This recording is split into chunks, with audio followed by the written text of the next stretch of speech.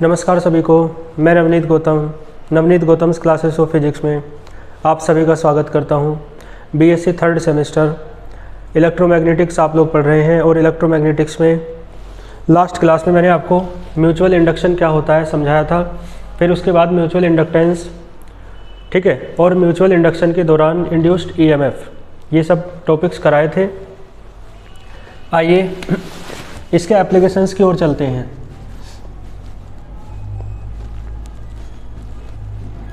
Heading लिखे applications of mutual induction.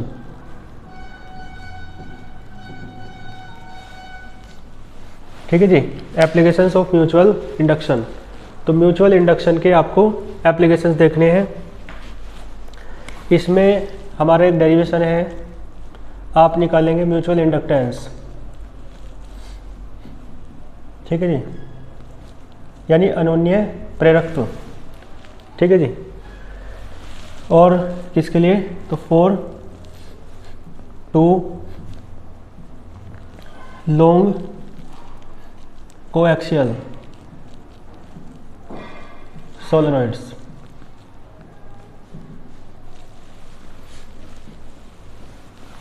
Coaxial का मतलब सम अक्षीय बोलेंगे। ठीक है, सम अक्षीय परिनलिकाएँ हैं उनके, है ना, दो लंबी समअक्षीय, समाक्ष बोल सकते हैं हिंदी में। तो दो लंबी समाक्ष परिनलिकाओं के लिए अनोन्य प्रेरकत्व या अनोन्य प्रेरण गुणांक। ठीक है जी, तो देखो मान के चलेंगे दो लॉन्ग सोलेनॉइड है ना, दो लंबी परिनलिका है जिनका सेंटर कैसा है, वो जिनकी एक्सिस कैसी है, सेम। ठीक है जी, उनकी एक्सिस कैसी है, सेम, और दोनों की लेंथ सेम है। मान लो दोनों की लेंथ कितनी है, देखो इस तरीके से आप मान सकते हो। ठीक है जी, एक डॉटेड से दिखा दो। ठीक है जी, और ये है इनकी एक्सिस, दोनों की लेंथ मान लो कितनी है, L, और मान लो एक की रेडियस R1 है और दूसरे की रेडियस R2 है। क्लियर है?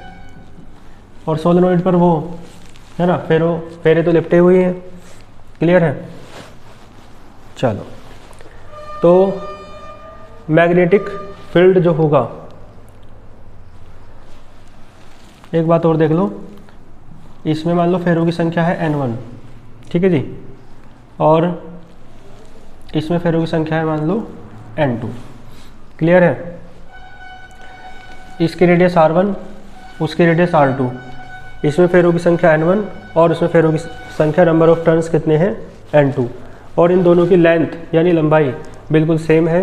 कितनी है, स्मॉल l।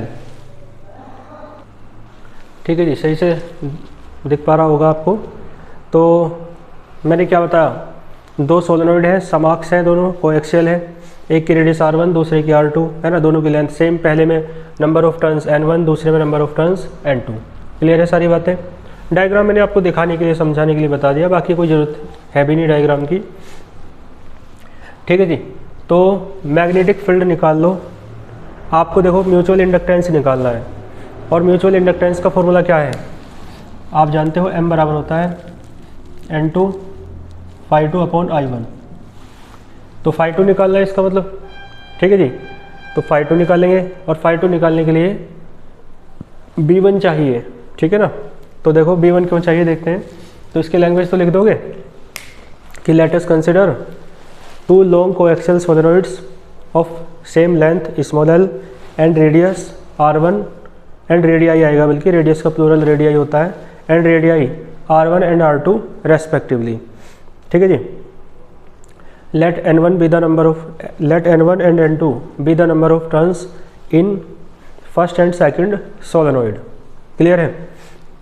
तो बस इतनी लैंग्वेज थी। ठीक है, तो क्या कहेंगे, माना कोई दो समाक्ष परिनलिकाएं जिनकी लंबाई स्मॉल l समान है, ठीक है जी, तथा जिनकी त्रिज्याएं क्रमशः R1 तथा R2 हैं। इनमें फेरों की संख्या क्रम से है N1 तथा N2 है। तब देखो देन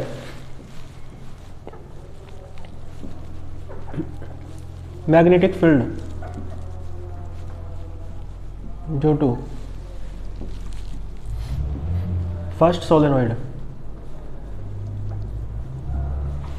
ठीक है जी, पहले सोलेनोइड के लिए मैग्नेटिक फील्ड, सोलेनोइड के लिए मैग्नेटिक फील्ड आप जानते हो म्यू नॉट एन आई होता है। तो पहले के लिए कर रहे हैं तो N1 आ जाएगा और करंट भी उसी का लोगे I1। और आप एक फॉर्मूला जानते हो, स्मॉल n होता है कैपिटल N अपॉन L, याद है ना। यहाँ N1 है तो यहाँ भी क्या आएगा N1, L तो दोनों के लिए सेम है, तो L में तो L1 L2 करना नहीं,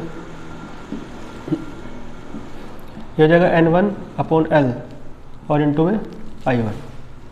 क्लियर है, ये कहाँ से है मैंने बता रखा है पूरा, कोई ज़्यादा है ना पिछले डेरिवेशंस में। तो देन देखो इस मैग्नेटिक फील्ड के कारण दूसरे वाले सोलेनोइड के मैग्नेटिक फ्लक्स में भी चेंज होगा, तो कितना चेंज होगा वो निकाल लेते हैं। तो देन मैग्नेटिक फ्लक्स, ठीक है जी, किससे related, related to the second solenoid. और ये मैग्नेटिक फ्लक्स क्यों सेकंड सोलेनोइड का है, लेकिन किसके कारण है, तो ड्यू टू है ना B1 के कारण, B1 जो मैग्नेटिक फील्ड है उसके कारण, यानी पहले सोलेनोइड के करंट में चेंज करा तो मैग्नेटिक फील्ड प्रोड्यूस हुआ, उसका इफेक्ट दूसरे पर क्या होगा, तो वो मैग्नेटिक फ्लक्स यानी φ2। भाई φ बराबर BA होता है, तो B1 इंटू A। ठीक है जी, ये बात ध्यान रखने की है, यहाँ φ2 आएगा यहाँ B1 आएगा, क्योंकि B1 पहले सोलेनोइड के मैग्नेटिक फ्लक्स मैग्नेटिक फील्ड का इफेक्ट पड़ रहा है दूसरे वाले सोलेनोइड के ऊपर, है ना। ठीक है जी, ये 12th में भी था, बाकी डेरिवेशन वहाँ से भी आपको ये कॉन्सेप्ट तो क्लियर हो गई। B1 ये रहा N1 अपॉन L और इनटू में I1, कोई दिक्कत। तो मैग्नेटिक फ्लक्स निकाल दिया आपने, ठीक है जी। अब M निकाल लो, तो देख लो, देन म्यूचुअल इंडक्टेंस, भाई फॉर्मूला मैंने बता रखा है, M बराबर होता है N2 φ2 अपॉन I1। तो N2 अपॉन I1, φ2 की वैल्यू देखो ये रही mu naught N1 upon L into में I1। ठीक है जी, I1 से I1 कैंसिल हो जाएगा। ठीक है, कुछ रह गया क्या, हाँ ये B1 की वैल्यू रखी है मैंने, A छूट गया तो यहाँ भी A आएगा। तो देखो M क्या आएगा, mu naught N1 N2 upon L और इनटू में A। क्लियर है, ये डेरिवेशन आपका कंप्लीट होता है म्यूचुअल इंडक्टेंस का। और किसके लिए था ये, तो किसी लॉन्ग वो दो लॉन्ग सोलेनोइड्स के लिए इनका आप स्क्रीनशॉट लीजिए। ठीक है जी, तो इसका स्क्रीनशॉट ले लिया होगा आपने। आइए अब अगले टॉपिक पे चलते हैं। ये एक एप्लीकेशन था आपका किसका, म्यूचुअल इंडक्टेंस का। ये म्यूचुअल इंडक्शन का कह सकते हो।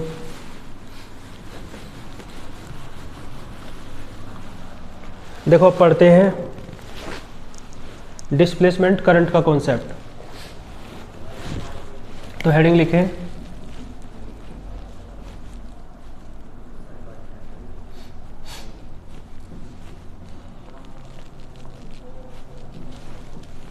ठीक है जी, डिस्प्लेसमेंट करंट कहेंगे, हिंदी में क्या कहेंगे, विस्थापन धारा।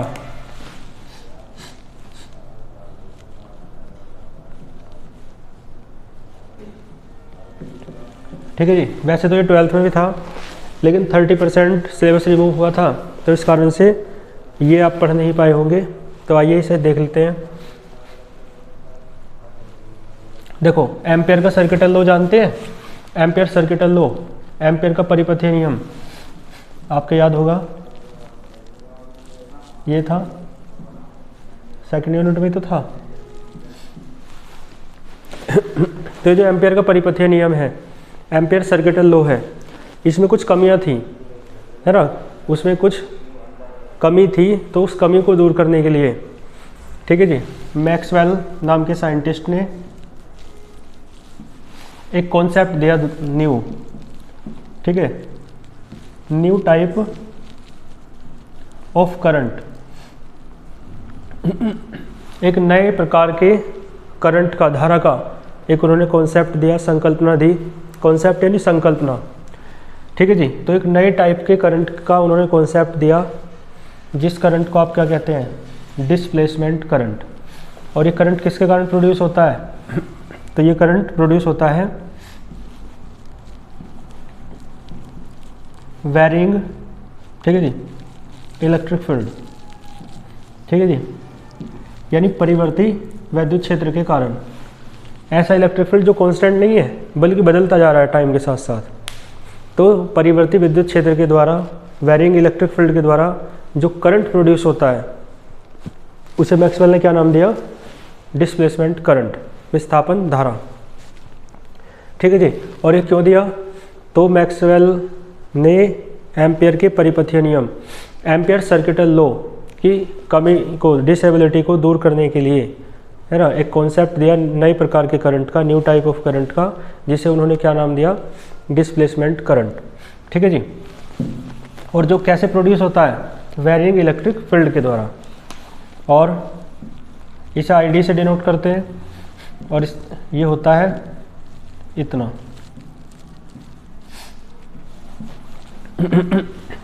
यानी ये क्या है? Rate of change in magnetic flux, ठीक है ना। तो rate of change in magnetic flux का कितने गुना है? D phi E upon D T का कितने गुना है? एप्सिलॉन नॉट टाइम्स इतने गुना होता है, ठीक है जी। और ये डिस्प्लेसमेंट करंट नॉर्मल करंट, जिसे आप कंडक्शन करंट कहते हैं, उसके बराबर होता है, यानी विस्थापन धारा चालन धारा के बराबर होती है, ठीक है जी। तो ये डिस्प्लेसमेंट करंट का कॉन्सेप्ट है। तो इसे आप लिख लेंगे, क्या लिखेंगे? कि to remove the disability of Ampere circuital law, ठीक है जी। Maxwell gave a new concept, है ना, of a new type of current which is known as, या विच वाज नोन एज, या विच वाज कॉल्ड, जो क्या कहा गया? डिस्प्लेसमेंट करंट, ठीक है जी। तो इसका मतलब डिस्प्लेसमेंट करंट क्या है? तो the current which is produced due to varying electric field, ठीक है जी, is known as displacement current. It is denoted by I D, ठीक है। Displacement current is epsilon naught times of the rate of change in magnetic flux, ठीक है जी। या displacement current is mu naught epsilon naught times, ठीक है जी, of D phi E upon D T इसका। और डिस्प्लेसमेंट करंट किसके बराबर है? आई सी के। तो नेक्स्ट लाइन में आप ये भी लिख सकते हो, displacement current is equal to conduction current, ठीक है जी। तो इसका मतलब क्या हुआ? इसका मतलब ये हुआ कि मैक्सवेल ने एम्पियर के परिपथीय नियम की कमी को दूर करने के लिए विस्थापन धारा, या बल्कि एक नए प्रकार की धारा, ठीक है, की संकल्पना दी। इस धारा को विस्थापन धारा का नाम दिया गया, ठीक है जी। और यह धारा, मतलब वह धारा जो परिवर्ती वैद्युत क्षेत्र के द्वारा उत्पन्न होती है, विस्थापन धारा कहलाती है। विस्थापन धारा चुंबकीय मैग्नेटिक फ्लक्स है ना। देखो आप एक बात देखो, एम्पियर का सर्किटल लो, तो ये लिखा इसकी कमी को दूर करने के लिए, ठीक है जी, इसकी कमी यानी ये करंट जो है ये अधूरा है। ये जो करंट है ना, ये तार में फ्लो होने वाला करंट है, जिसे आप वायर में फ्लो होने वाला करंट है, यानी कंडक्शन करा रहा है करंट। तो इस करंट को आप कंडक्शन करंट भी कहते हैं, ठीक है जी। तो इस तरीके से मैक्सवेल ने ये कॉन्सेप्ट दिया, जिसे आप क्या कहते हैं? विस्थापन धारा। तो ये विस्थापन धारा का आपका कॉन्सेप्ट है, इसका आप स्क्रीनशॉट ले सकते हो। ठीक है जी, मैंने हिंदी इंग्लिश दोनों में बता दिया है। हाँ, ये लाइन हिंदी में क्या हो जाएगी कि विस्थापन धारा चालन धारा के बराबर होती है। ठीक है जी, कर लोगे इसे। और इसका क्या बताया था, ये इलेक्ट्रिक फ्लक्स विद्युत फ्लक्स में परिवर्तन की दर की कितने गुना होती है, ये एप्सिलॉन नॉट गुना होती है। ठीक है, कौन, विस्थापन धारा। कर लोगे। तो देखो इसका कॉन्सेप्ट पूरा ही मैं डेरिवेशन करा दूँ भाई। अभी मैंने आपको डायरेक्ट बताया ना कि ये कंडक्शन, ये डिस्प्लेसमेंट करंट कितना होता है, epsilon naught D phi E upon D T. तो इस अलग को लिख लो, इसे हम प्रूफ करके दिखाएंगे। ठीक है, क्योंकि अभी तो बता दिया इतनी गुना होती है ना, विस्थापन धारा या डिस्प्लेसमेंट करंट। और ये एम्पियर का सर्किटल लॉ मैंने बताया अधूरा है। ठीक है, जिसे भी लिखा रहने दो। तो आप हेडिंग लिख सकते हो, एक्सप्रेशन ऑफ डिस्प्लेसमेंट करंट।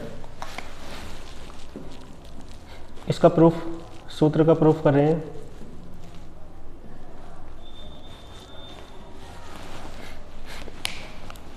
देखो मैं बताऊं, इसमें मैंने बताया ना आपको कि कमी थी इसमें एम्पियर सर्किटल लॉ में। तो क्या कमी थी ये देख लो। देखो जैसे कैपेसिटर है, संधारित्र, तो यहाँ पे लगाना है इस पॉइंट पर, ये P है मान लो और ये Q है। इस पॉइंट पर लगाओ एम्पियर सर्किटल लॉ। तो ठीक है जी, इस पॉइंट पर निकालना है आपको, है ना। तो आपको पता है एम्पियर सर्किटल लॉ में ये जो करंट होता है ये किसी कर्व के द्वारा घिरा हुआ करंट होता है, वक्र के द्वारा घिरी हुई धारा। तो यहाँ पर कर्व खींच लो इस तरीके से चारों तरफ। ठीक है जी, तो इस कर्व के द्वारा जो घिरी हुई धारा है, मान लो इधर से करंट चल रहा है I, तो इस कर्व के द्वारा घिरा हुआ करंट कितना है, I तो होगा। तो यहाँ पे आप आराम से लगा सकते हो एम्पियर सर्किटल लॉ, यही आएगा। ठीक बात है, लेकिन यदि पॉइंट Q पे लगाओगे तो देखियो पॉइंट Q यहाँ पे है मान लो, चलो ठीक है जी। तो देखो इसके द्वारा जो घिरा हुआ सरफेस है ना, मतलब ये जो सरफेस है पॉइंट Q ऐसे है ना बीच में, तो पॉइंट Q के द्वारा जो घिरा हुआ कर्व है, ठीक है जी, इसका मतलब है कर्व के बीच में जो धारा है वो तो है ही नहीं कुछ भी। भाई वायर पे लें यदि ये वक्र कर्व तो धारा I है, लेकिन यहाँ पर लें यदि तो फिर तो धारा है ही नहीं, क्योंकि इन दोनों के बीच में धारा थोड़ा है, इन दोनों के बीच में करंट थोड़ी ना है, नहीं है। तो इसका मतलब है यहाँ पर पॉइंट P पर अप्लाई करते हैं तो एम्पियर सर्किटल लॉ ठीक बैठता है, और पॉइंट Q पर अप्लाई करते हैं तो यहाँ पे तो करंट कितना है, 0 इन दोनों के बीच में। तो फिर तो क्या रहा है, I की जगह 0 रखा जाएगा, तो वो गलत हो जाएगा। तो इस तरीके से इसमें कमी थी। इस कमी को सुधारने के लिए, एम्पियर सर्किटल लॉ को सुधारने के लिए, है ना, मैक्सवेल ने एक कॉन्सेप्ट दिया जिसे आप क्या कहते हैं, डिस्प्लेसमेंट करंट का कॉन्सेप्ट। ठीक है जी। तो देखो उन्होंने क्या माना, उन्होंने ये माना कि कमी क्या है कि यदि वायर में लगाओगे आप, वायर के अलोंग लोगे कर्व तो बिल्कुल ठीक है, लेकिन यदि आप कैपेसिटर के प्लेट्स के बीच लोगे, ठीक है जी, तो फिर करंट वहाँ कैपेसिटर की प्लेट्स के बीच तो है नहीं, तो फिर वहाँ तो 0 है ना। तो इसका मतलब 0, लेकिन है नहीं करंट। भाई यहाँ करंट 0 होता तो इस साइड से इस साइड आ जाता क्या करंट, नहीं आता। इसका मतलब यहाँ भी करंट है, लेकिन वायर तो है नहीं यहाँ, तो फिर आप I तो ले नहीं सकते। जो कंडक्शन करंट है, ये जो वायर में फ्लो हो रहा है, इससे कंडक्शन करंट कहते हैं, चालन धारा। तो ये वाला करंट तो है नहीं यहाँ, ठीक है, क्योंकि हवा में तो चलने का नहीं करंट। तो इसका मतलब है फिर यहाँ पे तो करंट नहीं है ना। लेकिन जब करंट इस साइड से इस साइड जा रहा है तो इसका मतलब यहाँ भी रहा होगा करंट, बस उसका रूप अलग रहा होगा, उसका फॉर्म अलग रही होगी। तो उन्होंने ये कहा, ये कैपेसिटर की प्लेट है तो एक पे प्लस रहता है, संधारित्र की जो प्लेट्स होती हैं एक पे माइनस, और प्लस से माइनस की तरफ क्या रहता है, इलेक्ट्रिक फील्ड। ठीक है जी। तो इसका मतलब है ये जो इलेक्ट्रिक फील्ड है, और ये इलेक्ट्रिक फील्ड भी कैसा है, वेरिंग इलेक्ट्रिक फील्ड, जो टाइम के साथ साथ बदलता है, परिवर्तित विद्युत क्षेत्र, तो वो भी एक करंट के इक्विवेलेंट रहता है। ठीक है जी। जिस करंट को क्या नाम दिया गया, डिस्प्लेसमेंट करंट, यानी कि विस्थापन धारा। तो परिवर्ती वैद्युत क्षेत्र भी है ना एक नई प्रकार की धारा के तुल्य होता है, जिसे आप विस्थापन धारा कहते हैं, ठीक है जी, डिस्प्लेसमेंट करंट कहते हैं। तो ये इसके इक्विवेलेंट, मतलब ये किसके इक्विवेलेंट है, तो वैरिंग इलेक्ट्रिक फील्ड, ठीक है जी। चलो तो देखो इसके लिए आप मान सकते हो एक कैपेसिटर है ना, तो लेट अस कंसीडर एक कैपेसिटर जिसकी एक प्लेट पर पॉजिटिव चार्ज है और एक प्लेट पर नेगेटिव चार्ज है। मान लो इधर से जो करंट फ्लो हो रहा है आईसी है, इधर भी क्या है आईसी, ठीक है जी। मतलब यहाँ पे जो करंट है ना उसे आप कंडक्शन करंट कह रहे हो, आईसी चालन धारा, क्योंकि अंतर करना पड़ेगा ना। और मैंने कहा मैक्सवेल ने है ना इनके बीच भी वैरिंग इलेक्ट्रिक फील्ड के बीच भी है ना, वैरिंग इलेक्ट्रिक फील्ड को भी किसके तुल्य माना, किसके इक्विवेलेंट माना, एक नए प्रकार के करंट के। इसका मतलब इनके बीच भी करंट है, लेकिन वो नए प्रकार का करंट क्या है, डिस्प्लेसमेंट करंट। यानी इन दोनों के बीच करंट है डिस्प्लेसमेंट करंट, और वायर में करंट है कंडक्शन करंट, चालन धारा, विस्थापन धारा, ठीक है जी। तो प्लेटों के बीच देखो इस डेरिवेशन, ये जो डिस्प्लेसमेंट करंट है आईडी वो इतना होता है, तो इसे प्रूफ करते हैं। तो आप खुद देखो, ठीक है जी, जब किसी कैपेसिटर को जोड़ा जाता है बैटरी से तो क्या होगा, करंट फ्लो होने लगेगा उसमें, और इसके बाद चार्ज जो है, मान लो इस पर चार्ज एक प्लेट पर प्लस क्यू है और दूसरी प्लेट पर जो चार्ज है वो माइनस क्यू है, तो इलेक्ट्रिक फील्ड प्रोड्यूस हो जाएगा कैपेसिटर की प्लेट्स के बीच। और वो इलेक्ट्रिक फील्ड कितना होता है, तो बताओ, electric field between the plates कितना हो जाएगा भाई, ई बराबर होता है प्लेट्स के बीच, मैंने करा रखा है डेरिवेशन फर्स्ट यूनिट में, सिग्मा अपॉन एप्सिलॉन नॉट, है ना। फ्री स्पेस या एयर है यदि प्लेट्स के बीच, ठीक है, वायु या निर्वात। और सिग्मा बराबर क्या होता है, क्यू अपॉन ए, तो ई बराबर क्या आएगा, Q upon A epsilon not, ठीक है, कोई दिक्कत नहीं। चलो यहाँ से डी ई निकाल लो, क्योंकि इलेक्ट्रिक फील्ड वैरिंग है, बदलेगा टाइम के साथ साथ, तो चेंज देख लो कितना होगा। इधर डी ई आया तो इधर भी क्या आएगा, डी क्यू, ठीक है जी। और एक फॉर्मूला जानते हो आप करंट का, आई बराबर होता है D Q upon D T, तो यहाँ से डी क्यू बराबर क्या आएगा, I into D T, D Q की वैल्यू रखो, I into D T upon A epsilon naught. यहाँ से आप D E upon D T निकालियो, D E upon D T क्या आएगा, I into A epsilon naught, I निकालो, I A into epsilon naught D E upon D T. एक काम करो, एक अंदर ले जाओ,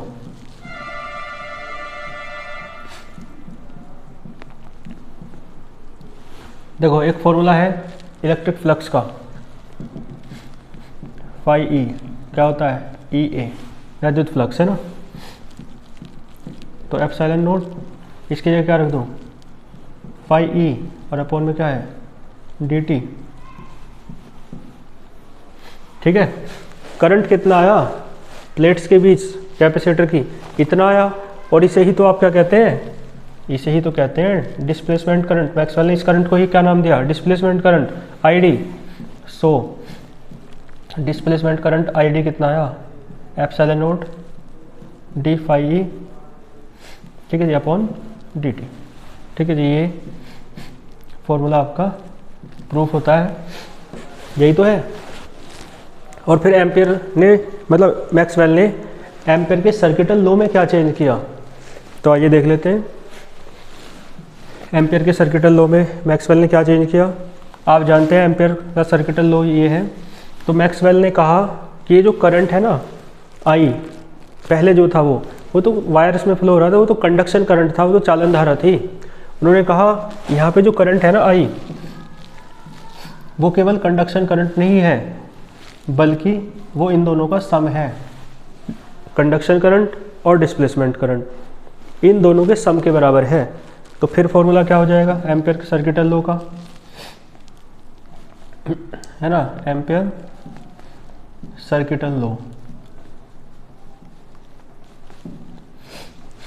ठीक है, सो नाउ अब, ठीक है जी, अब एम्पियर का सर्किटल लॉ क्या हो जाएगा, close integral vector B dot vector D L mu naught I की जगह क्या रखना पड़ेगा, आई C plus I D.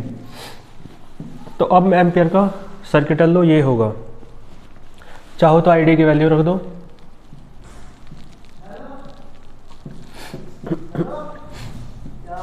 I C plus I D. I D देखो क्या है, ये निकाला तो है अभी, तो इसके आप वैल्यू रख दो। तो आप इसे आप ऐसे भी लिख सकते हो। बताओ, तो ये दोनों ही कहलाते हैं एम्पियर्स मॉडिफाइड लॉ, है ना। मैक्सवेल ने किया तो मैक्सवेल का नाम भी जुड़ गया, तो आप इसे कहते हैं एम्पियर मैक्सवेल सर्किटल लॉ। तो नीचे लिख देना दिस इज़ द, या it is the ampere Maxwell circuital law. ये एम्पियर और मैक्सवेल का क्या है, सर्किटल लॉ है, परिपथीय नियम है। और देखो ये सही कैसे है, अब ये वाला अप्लाई करके देखो, यहाँ पे अप्लाई करो, पहले वायर पे अप्लाई करो। यदि आप वायर्स पे अप्लाई करोगे तो वायर जहाँ पर है वहाँ पर, यदि वायर पर देखो, यदि यहाँ पे एक सरफेस ड्रॉ करो और यहाँ पे अप्लाई करके देखो, तो आई सी तो है, इसका मतलब यहाँ पे आई किसके बराबर है, आई सी के। और यहाँ पे वायर में ये तो है ही नहीं आई डी, तो आई किसके बराबर आ जाएगा, केवल आई सी के। ठीक है जी, तो फिर आई सी के बराबर है, यही आएगा इसका मतलब। ठीक है, जीरो तो नहीं आया।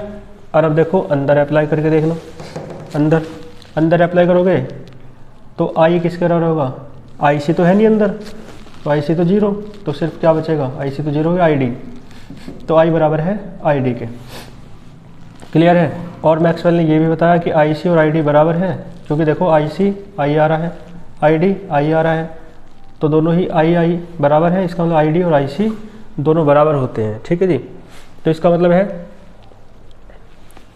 आप वायर में अप्लाई कर रहे हैं तो भी एक करंट आ रहा है केवल, है ना, मल्टीप्लाई में भाई एक आई सी रखोगे ना, आई डी तो जीरो हो जाएगा वायर में, तो आई सी किसका बराबर है, आई के, तो भी तो यही आएगा। और फिर अंदर अप्लाई करो तो आई सी जीरो रखोगे तो आई डी किसके बराबर है, आई के, फिर भी यही आएगा। अब जो बात हर जगह कहीं भी अप्लाई करो सेम आए, यही तो आएगा फिर, तो वो बात है ना रहती है सच। सत्य का लक्षण है वो केवल एक रहता है, दो नहीं होता।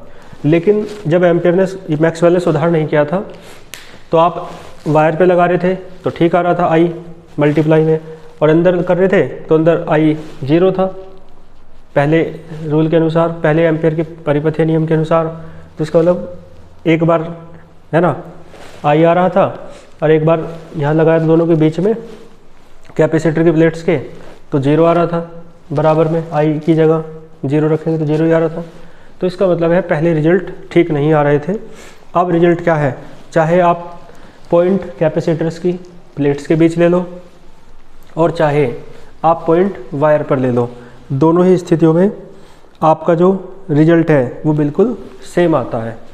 ठीक है जी, तो ये आपका एम्पियर परिपथीय नियम का है ना परिवर्तित या संशोधित रूप है। It is the modified form of Ampere circuital law, या it is Maxwell Ampere circuital law. ठीक है जी, तो वो भी प्रूफ करने को आ जाए एम्पियर मैक्सवेल सर्किटल लॉ तो हो जाएगा। डिस्प्लेसमेंट करंट प्रूफ करने को आ जाए, वो भी करा दिया। और कई बार दोनों को क्या कहता है, दोनों को बराबर सिद्ध करने के लिए कह देता है कि प्रूव दैट दोनों बराबर होते हैं। तो दोनों को बराबर सिद्ध करने के लिए भी आपको कुछ नहीं करना। यहाँ से देखो आई डी दे रखा है, तो इसे किसके बराबर लाना है, आई सी के। ठीक है जी, तो यहाँ से ये वाली बात जो मैंने आपको समझाई है ना, बाहर लगाएंगे तो ID क्या हो जाएगा 0, अंदर लगाएंगे तो IC 0 हो जाएगा। तो इसका मतलब है IC I के बराबर आया, ID I के बराबर आया। इसका मतलब दोनों कैसे हैं, सेम। तो ठीक है, किसी भी तरीके से क्वेश्चन आ जाए आप इसे कर लेंगे। ठीक है, तो आज के लेक्चर में इतने ही रखते हैं। डिस्प्लेसमेंट करंट इसलिए समझना जरूरी था क्योंकि हमें मैक्सवेल की इक्वेशंस पढ़नी है। नेक्स्ट लेक्चर में आप मैक्सवेल की इक्वेशंस को पढ़ेंगे। मैक्सवेल की इक्वेशंस आपके लिए इंपॉर्टेंट है, जैसा कि मैंने आपको बताया था। ठीक है जी, तो मैक्सवेल की इक्वेशंस के साथ नेक्स्ट लेक्चर में मिलते हैं। तब तक के लिए ऑल द वेरी बेस्ट।